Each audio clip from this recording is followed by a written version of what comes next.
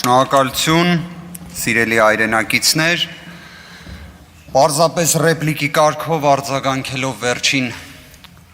մտքին, կարող եմ ասել նաև, որ ծայրահեղ ամոթ է սուտ ասելը, առհասարակ սուտ ասելը։ Եկեք մի քանի ստերից խոսենք, այնուհետև անդրադառնանք մի քանի այլ հարցերի։ Այս դահլիճում հնչեց հերթական անգամ մի սուտ, որը կարծում եմ ուղղակի կապ ունի նաև 44 օրյա պատերազմի, բանակի ուժի, բանակի խնդիրների հետ։ Որտեղ օգտագործում է արտահայտություն, որ 2008 թվականին բանակը գնդակահարել է մարդկանց։ Նման տիտանական մասշտաբի սուտ չի կարա լինի։ Ստեղ նստած է պարոն Քոչարյանը, որը փաստահավաք խմբի անդամ է եղել եւ այլն։ Պարոն Քոչարյանից հետո կարելի ասել եկավ Սասուն Խաչատրյանական ՀԿՑ-ն։ Այն ՀԿՑ-ն, որը 3 տարի արել է ամեն ինչ, ինչը կարելի էր անել, որպեսզի հաջողանալ այս իշխանությանը։ Նման բառ այնտեղ չկա։ Մի ասեք նման ստեր, այն էլ այն ամբիոնից, որը տարբեր բարձր բնութագրումներ էր ստանում ձեզանից։ Բանակը ապահովել է հասարակական կարգ, այո։ Բանակը ներգրավվել էր հասարակական կարգի պահպանության մեջ, այո։ Բանակը քաղաքական պրոցեսների մեջ ներգրավելու ջաթագովներ կային, կրկին ստիպված էլի պետք է նայեմ պարոն Մելքոնյանին։ Ինչի պարոն Քոչարյանը կամ մարտի 1-ի ցույցերին մասնակցող գործընկերները չէին հիշում ինչպես էր պաշտպանության փոխնախարարի անունը բարձր կերպով ազատության հրապարակից բարձրաձայնվում, որ գա, որտեղ նաև եկել էր արդեն։ Խնդրում եմ, մի բան եկեք ֆիքսենք։ Փաստահավաք խմբի անդամ եղել է Անդրանիկ Քոչարյանը, այո։ Փաստահավաք խմբից հետո եկել է Սասուն Խաչատրյանական ՀԿՑ-ն, այո։ Քրեական գործի հատորներին ամբողջությամբ ձեր զեկույցներով եւ ՀԿՑ-ական քննչական գործողություններին ես տիրապետում եմ։ Այդ ամբողջ ծավալին դուք էլ չեք տիրապետում, պարոն Քոչարյան։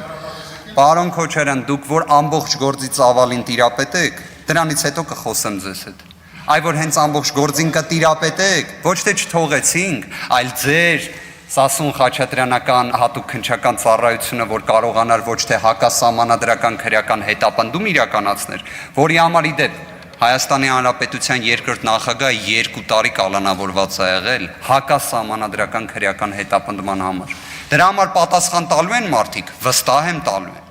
Հիմա անդրադառնալով կարծես տպավորություն է առաջանում, որ այսպես Ռոբերտ Քոչարյանի անունը հիշատակելով 2008 թվական եւ այլն,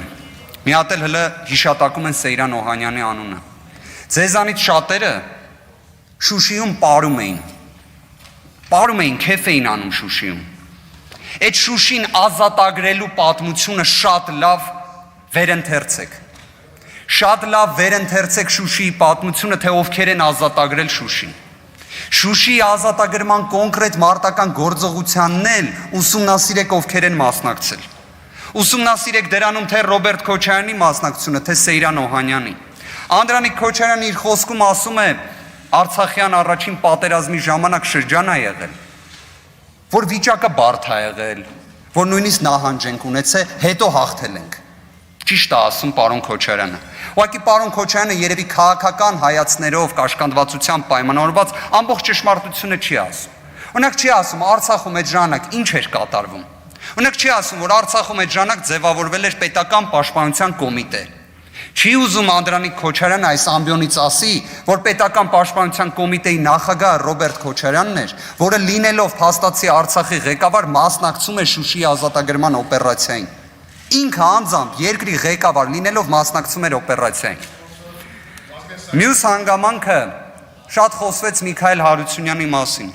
պաշտպանության նախարար, ով որ Ռուսաստանի Դաշնությունում պաշտպանության նախարարի հրամանով եկել է Հայաստան։ Իհարկե Անդրանիկ Քոչարյանն հենց է ներկայացնում, որ ինքն է բերել։ Հարցը առաջանում, իսկ դուք տեղյակ եք, որ պաշտպանության նախարարությունում ստեղ արխիվում կա պաշտպանության նախարարի Ռուսաստանի Դաշնության համապատասխան հրամանը, որով ինքը եկել է Հայաստան։ Պետք չի սուտ ասել։ Պետք չի նաև գիտեք ինչ անել, հարգելի գործընկերներ, օրինակ խոսել Միքայել Հարությունյանի մասին բացասական լույսի ներքո մի պարզ պատճառով, որտեվ 2018 թվականից ի վեր գիտեք քանի բանագնացներ են գնացել Միքայել Հարությունյանի մոտ, Էլ Արշակ Կարապետյան, տարբեր մարդիկ մի խոսքով խնդրելով մեկ բան, Ռոբերտ Քոչարյանի վերաբերյալ կեղծ ցուցմունք, որովհետև էդ էլ ինչի համար էր պետք, պարոն Քոչարյան, էդ էլ անկեղծ լինենք, որովհետև այնքան ուժեղ գործ էիք պատրաստ մարտի 1-ի ձեր բնութագրմամբ, այնքան լուրջ գործ էր, որ էլ մեջը օրինակ նույն հիշատակում եք Համլետ Թադևոսյանին, որ տպավորություն է առաջանում, իսկ Համլետ Թադևոսյանը մի հատ կհիշեցնեք ինչ կարգավիճակ ուներ։ Համլետ Թադևոսյանը ոստիկան է եղել։ Համլետ Թադևոսյանը ոստիկան է եղել, ոնց 300-ի հասնող ոստիկաններ, որոնք մարմնական վնասվածք են ստացել։ Վահագն Ալեքսանյանը խոսում է, որ մահակները եւ այլն։ Մի հատ ուղղակի ուզում եմ զուտ մի նրբություն ֆիքսենք, հա։ Նիկոլ Փաշինյանը զանգվածային անկարգությունների համար դատապարտվել է մնացական Մարտիրոսյանի կողմից, ով մինչ օրս պաշտոնավորում է որպես դատավոր ու լիքը մարդկանց կալանավորում է։ Ուրեմն Նիկոլ Փաշինյանի դեպքում էլ ճիշտ է արել։ Զանգվածային անկարգություններն մի բանին են վերաբերել։ Մարտի 1-ի իրադարձություններին, որի արդյունքում ունեցել ենք 10 զոհ։ Սա էլ ֆիքսենք։ Մյուս հանգամանք։ Խոսում ենք Վիգեն Սարգսյանից։ Մեկն էլ ասեց ամենաերիտասարդ պաշտպանության նախարար եւ այլն։ Վիգեն Սարգսյանին դուք հարգելի գործընկերներ եւ մեր շատ ու շատ հայրենակիցներ պետք է շնորհակալ լինեն։ Գիտեք ինչի համար։ 1000 դրամների հիմնադրամի։ Այն հիմնադրամի, որը այսօր այդ աստիճան ամեն կերպ կանգնած է, թե հաշմանդամություն ստացած, թե զոհված, թե անհետ կորած մեր հայրենակիցների կողքին, որը իհարկե ֆինանսական օժանդակությունը չի կարող այսպես ձևակերպեմ դարման լինել այն ցավին, որը կա, բայց բոլոր դեպքերում այդ օժանդակությունը, կողքին կանգնելու այդ գործիքակազմը Վիգեն Սարգսյանի նախաձեռնությունն է եղել, որին ի դեպ ձեր քաղաքական առաջնորդը կողմ է քվեարկել, բայց երկար վերապահումները ներկայացնելով։ Այն 1000 դրամների հիմնադրամի, որը դուք 1000 դրամն է բարձրացրել եք։ Մի քիչ իսկապես կարծում եմ այդ միտքը եւս մեկ անգամ շեշտեմ։ Ամոթ է սուտ ասելը կամ կիսա ճշմարտություն ասելը։ Մյուս հանգամանքը։ Խոսում եք խառնաշփոթից, խառնաշփոթն էլ մի հատ էլ Սեյրան Օհանյանին եք ասում։ Խառնաշփոթը երևի տեղյակ չեք։ Մովսես Հակոբյանը գեներալ գնդապետ, մեկ այլ զինվորական, որին իհարկե կարծես թե հիմա բանակի մասին լավը խոսելը մեծագույն խնդիր է, չէ՞։ Մովսես Հակոբյանը պատմել է, պարոն Քոչարյանը 0038 հրամանից էր խոսում, ինքն էլ մի հատ 0 ավել հրամանի մասին ասեց։ 00038, որը խառնաշփոթի պատճառն էր, որովհետև չգիտես ինչի շեշտը սկսեց դրվել կամավորականների վրա, կանոնավոր բանակի փոխարեն, բայց դրանից խառնաշփոթ չէր առաջանալու։ Իհարկե առաջանալու էր, ու դուք այդ մակարդակի խառնաշփոթը կարաք համեմատեք հայտարարությունների հետ։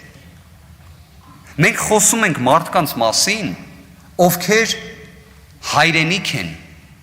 առնվազն մասը թղթով նոյեմբերի 9-ի հանձն է։